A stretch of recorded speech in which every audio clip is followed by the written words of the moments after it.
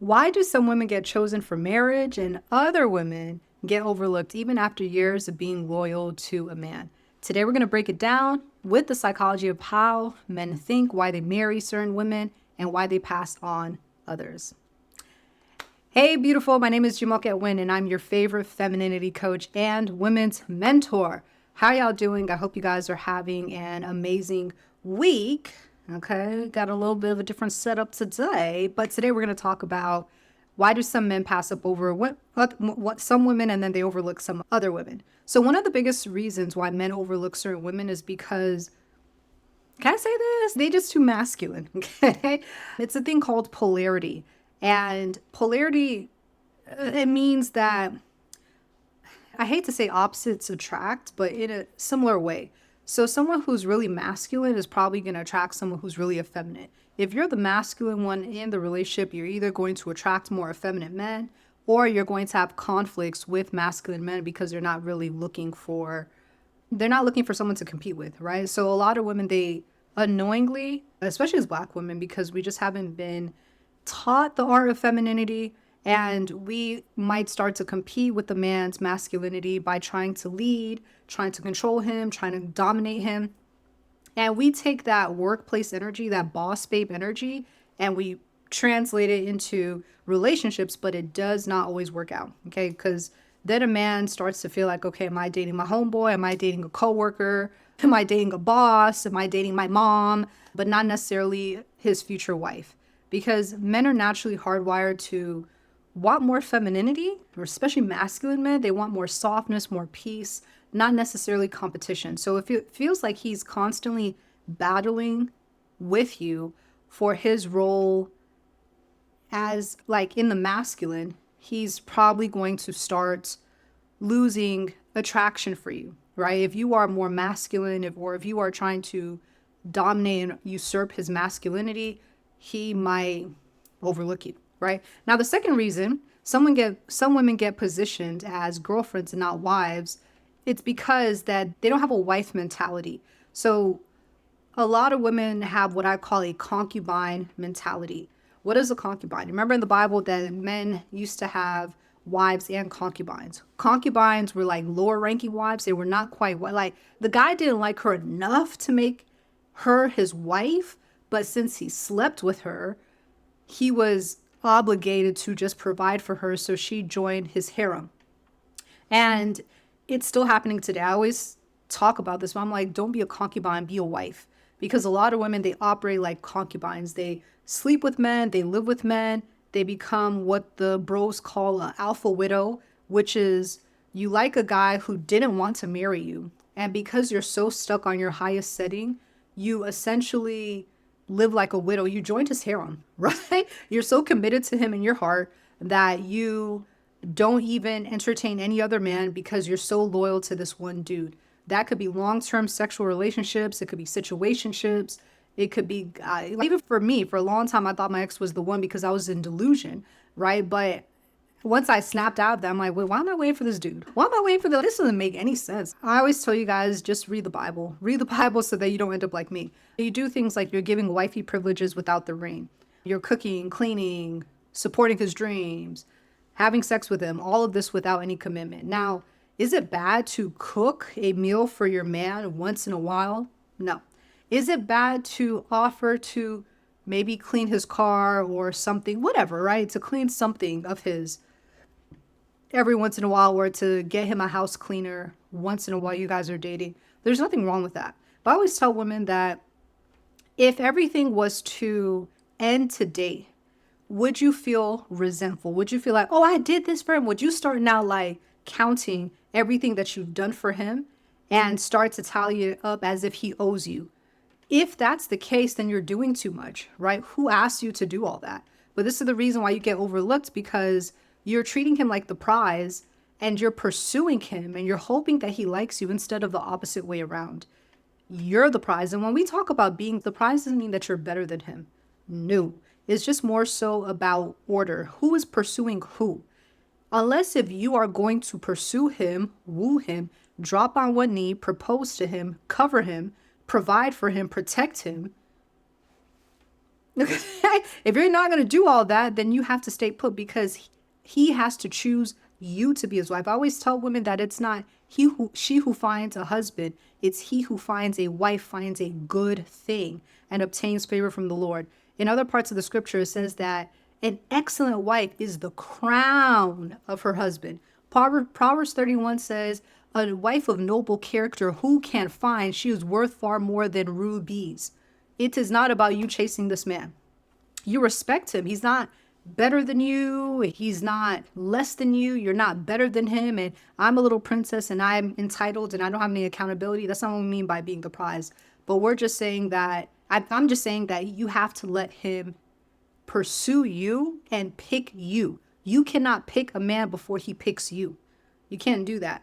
You cannot chase a man like, I like this man and I'm going to pursue him. I'm going to be his concubine. I'm going to do all this stuff for him with the hopes that he does what? Some of you guys don't even have any hopes. You just start nagging him after 5 years and there's no ring. But then there's a saying that says, why buy the cow if you can get the milk for free? So when you do this, like I said, you remove the man's motivation to step up and marry you because you've already given him everything that marriage has to offer. There's not really much different. And you gave him all that without the responsibility of laying his life down for you. So he's enjoying all the benefits, but he just may not elevate you to wife status. Okay. Now here's a hard truth. Here's the next thing that you ladies have to understand is that men marry when they are ready. Okay.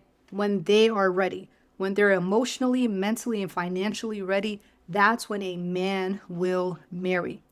So sometimes you might encounter a man on the dating market and you might really like him, but he may not be in a place in life that he's ready for marriage. And if you are so ready for marriage and you like him so much and you're just like, okay, I'm going to just drag him along or keep pursuing him, it may not work out the best for you, which is why I tell women that you shouldn't be looking for Mr. Right. You should be looking for Mr. Right now. Okay, because if Mr. Right is not ready right now, you're wasting your time. You're Mr. Right. This idea of right person, wrong timing, I don't believe it. I think you as a woman need to value your time more. You can't sit here and just be orbiting a man for years and be like, oh, because no, there's other men to marry. Marriage is your choice. Even the Bible says, it says that don't be unequally yoked with unbelievers. And it also says when Paul was talking to widows in 1 Corinthians, I think 7, towards the end, he said a widow is free to marry whomever she wishes, only in the Lord. Obviously, yes, I get that he is talking about widows, but I do believe that also applies to any unmarried woman. You are free to marry whomever you wish as long as he's in the Lord. You don't have to sit around and take your fertility for granted and wait for a man to marry you. And it's been how many years, right? Oh, because he wasn't ready yet. Okay, then that's you. You took your fertility for granted. You took your life for granted. If you have things to do in your life and marriage is part of that list of things to do, right? Like you have to get through the door of marriage to get to the next stage. Maybe you want to have kids. Maybe you want to have a family. Maybe you want to be a man's helpmeet. You're ready to be a wife. If you are ready, you need to go find Mr. Right now. Someone who's also ready and has the same timeline as you. Okay. But if a man is not ready, he's just going to keep you like in the girlfriend place until he builds himself up. Okay. That's what a lot of men do. And what a lot of women fall into is what I call the Barbara the Builder trap, right? Or you hear that in some femininity spaces, Barbara the Builder, which means you stick around a man while he's building. You're giving him your time, your youth, your feminine energy. You don't have any boundaries. You don't have any standards. And what usually happens is that when a man finally feels like he's ready to settle down, he goes to marry the next woman, not the one who held him down. This happens all the time. You see a man that can be with a woman for 6 years, they break up, he gets married in 6 months. It happens all the time. Why? Because you taught him you can have all of me without a ring. Whether a man is building or not, you are worth more than just building up a man because you can upgrade a man. I'm going to hustle with him. You're not getting any benefits. Hello? It's not like the court even recognized you guys as a legitimate thing. If he builds himself up and you got him a job and you got him a place and you did this and you did that without that white man paperwork, hello, without that white man paperwork, that's a mistake on your part. All right. Now, here's the caveat. Okay. Some men, they truly do value marriage, even when they're not fully where they want to be yet. That's why discernment is key.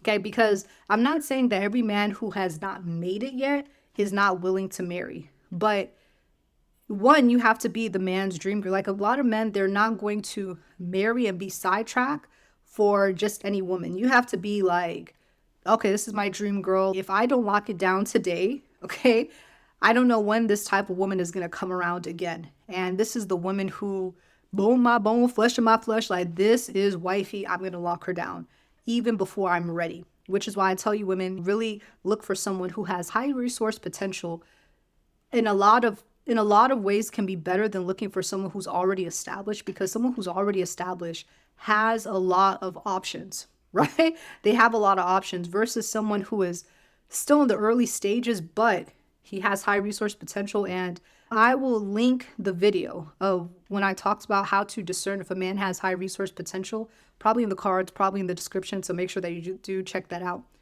But ask yourself these questions. One, what does this man have? Does this man have a vision for his life? Okay. This is really important because a man who doesn't have a vision for his life yet, who is still growing and maturing as a man, it may not be wise to, again, just try to orbit him, try to take him on and try to do a project with him. It just may not be wise. Like he's just not there, right? Some men, that they have to grow and mature, like especially if a man is in his early to mid 20s. Some men, they don't really know where they're going and what they want to do in life until they're late to early 30s. And they usually don't peak. Men don't start to peak in their careers and their masculinity until their mid 30s. Okay. Early to mid 30s, that's when men start to peak. That's when they start to gain a lot of leverage. But before then, a man is still trying to figure it out. But really just ask, like really consider as you're vetting him, does he have a vision for his life? And also think about how long will it realistically take him to achieve these things? Okay. So just think about how long is it going to take him? If it's going to take him 10 years, if it's going to take him just a few more years, that's why I talk about in high resource potential. Perhaps you're dating a man who is in med school. Okay, he's in med school. He already has a path to achieve. He's in law school. He's doing a profession. He got enough capital for a startup. Okay, just consider those things. And also think about what type of woman does he ultimately want? Because men know internally the type of woman that they want to marry. And either you are that woman or you're not. Men are very simple creatures. They only have two categories for women. It's either you are their dream girl or you're a placeholder. That's it, right? It's either you're what they want or you're not. Now, it doesn't mean that now, not every man will end up marrying his dream girl, but it's not like they don't have an idea of the type of woman that they want to marry. But it's just like with women, like once you start losing a lot of bargaining power and a lot of leverage, it just may not make sense to hold out for Prince Charming. Just like a man, he may not be holding out for his dream girl anymore. Both of you are going to have to accept each other, which is what some people call settling, which I don't think it's settling. I think that you guys are just at the same level. A lot of us, especially as millennials, we didn't prepare properly for marriage. So we have to just make the best with our situation. Okay. So at the end of the day, ladies, the difference between being overlooked and being chosen comes down to really femininity and positioning. Okay. Which is why I always tell you ladies, you have to level up. Okay. You have to level up so that you can show up to the dating market physically, mentally, and emotionally like your best. Right? Because men marry women who embody their dream girl and not just a woman who has like is just waiting and hoping that someone picks her, right? So if you ever wonder why men marry certain women and overlook others, it's not about luck. It's really about strategy, self-awareness, and showing up as wife material. So don't be a girlfriend, be a wife, position yourself as the prize. And I hope that this helped you ladies. Make sure that you hit subscribe and you share this with a friend who really needs it. And also, if you want to level up maybe in your femininity and your feminine confidence, I do have an entire masterclass, entire multi-level masterclass. You can check all that in the description box below. And I'll see you guys later. Bye.